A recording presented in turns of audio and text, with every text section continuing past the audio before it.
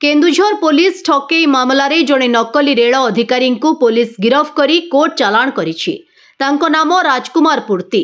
केन्दुझर जड़े महिला अभियोग आधार पुलिस केस नंबर 587/26 एक मामला रुजु करी तांको गिरफ करिछि।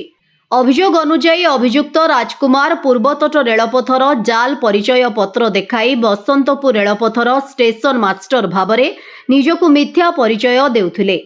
अभियोगकारी स्वामी जड़े रेल कर्मचारी होइथिबारु अभियुक्त तांकर विश्वास जीति रेल विभाग एक काम बाहाना स्वामी Hero Splendor motorcycle number OR09L 6398 नेथिले।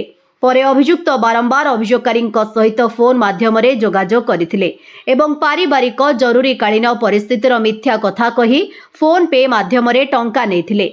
Motorcycle व्यतीत 27,000 टंका ठकेई करी नहीं जाइथिले। अभियोग पाइबा परे पुलिस टाउन थाना एक मामला रुजु करी तदंत आरंभ करिछि। तदंत समय Keonjhar town police online transaction record, mobile phone data, bank record एवं अन्यान्य प्रासंगिक सामग्री समेत डॉक्यूमेंटारी एवं डिजिटल प्रमाण ग्रहण करिछि। ब्यूरो रिपोर्ट, विकल्प समाचार। आम चैनल को लाइक, शेयर एवं सब्सक्राइब करंतु।